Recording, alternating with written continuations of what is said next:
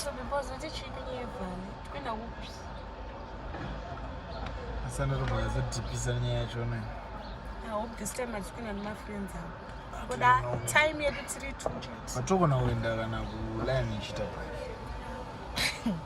No, muka chichachila. Kana ndilene nchitapaki nengonzi trip yekuchechi Sunday school laende nchitapaki. Inansa nambo trip yekuchikoro crash. Inansa nambo kuenda. Aiwa kana talende. Saka toita sei manje. Because you want to ndo nyanga sha. Kuchi. Kune kwinyanga. Trombo no raskomkom. Asana mbokuenda like. Sinatende kuvumba hapa. Yeah, I've yet to go Vuba kune a nice place. Yeah. So yeah, we'll try to budget for Vumba then. But it's in the weekend, yacho. Yeah, we're up at the possible stress, baby. One. No, what's wrong? Shama, mama send a message to kumshaku na chikafu. Amananga chikubata apa nini I'm broke. Mari yangu haisati yatomboita. Zvidangu kana une card rako tombonwa swipe ro kana zve 50 zvazvo kumbiro mudiwa wangu sha. Vazoona kuti azviitere kuti ndatengere mai wako zvinhu izvezvi azvichindarora here izvozvo. Panti ndiwo mukwasha ndozikanwa here netalent. Apa vandoenda kutoita mahusband duties kana kusandarora it's not fair. It's not fair. At least iwewe I can spoil you, but kuti ndotanga kutengerana mai wako. Kwazvine basa renetalent. Shamwari zvina zviitewo shamwari. Hanzvadzi dzako ngadzitumire kashamwari. Ndingati saka imhosva yangu here iyoyo. Vamwe vachiri kuenda kuchikoro ini nditopowo mai vangu hanzva ndatombovatengera kana anything. Munzwa kunge hanzva ndatombovatengera kana hembe. But handiti kuitira mai vangu kuitira inini. Ndotanga kutengera mai vako aiwa hapana zvinhu zvisingaite shamwari. Talendo wangu. Apa ndenda kuti ndazvozvofana ndatoroora. Unless ado ndizomainaza pamari yamuchandichaji. Toti minus yatenga grocery 50 tozoti minus 50. I mean, you choose what you want. Because ndikati chitori chikwereti. Ndototi kana ndikasazorora inini acharora wacho iye anogara toudzonzi. Bhadharai $50 yatalende X wake. Zvazvatosvika boza ndingambotange kuchengeta mubereki wemumwe munhu sha. Talendo wangu omira usha. Apa paningirina asina itoshaya hembe dzekupfeka kana ndadzokorodza chini 3 days. Watombowa chirwa nuto. Ausuda uya mangwana rungo ndisotera kuti hembe kwangu. Inini manje ndiuye nditange kukuwachira tichiri mukomana nemusikana usiko nozondirorera chi.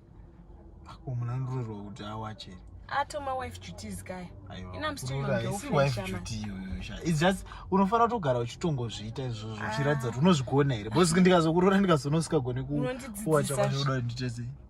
Ndinodzidzisa munhu kuwacha. Iwe shaina handite ma wife duties kune munhu asati andirora ini. Chichakadaro. Wife duty here kandi unenge wakuprova kuti unozvigona. Iwe shai wife duty. Apa wada kutsvaka kuda urevenge nezvisina basa zvinhu zvazvikompeka shama. Hapana kana kutomborevenge. Saka uda kuti wife duties kuita sei baba. Alright, iwo handichada undirora kuti ndikubikire ndikuwachire ndira. Haisiri reason enda kuroora munhu anoroora because ane rudo.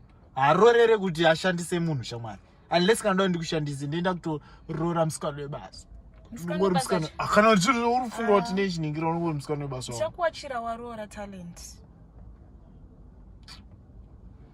Sabuda muno mwewo kana usikuda. Ndinotoenda. Ndogara pasiteri yangu cha buda shama. Ndoramba kuwacha. Simple nyari simple ndo munhu anoda kutaura zvavhara dorangwa.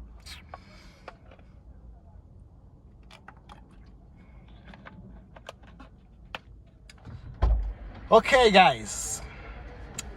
Nyama inzwira mega guys. So this lady adandibhadharira bereko wake grocery. No, I won't do that. Ashite! Sandarora. Go watch. Usati waroorwa. Ayo, that's normal. That's normal. That's normal. That's normal. Sade kuita now. That's normal. Guys, that's normal.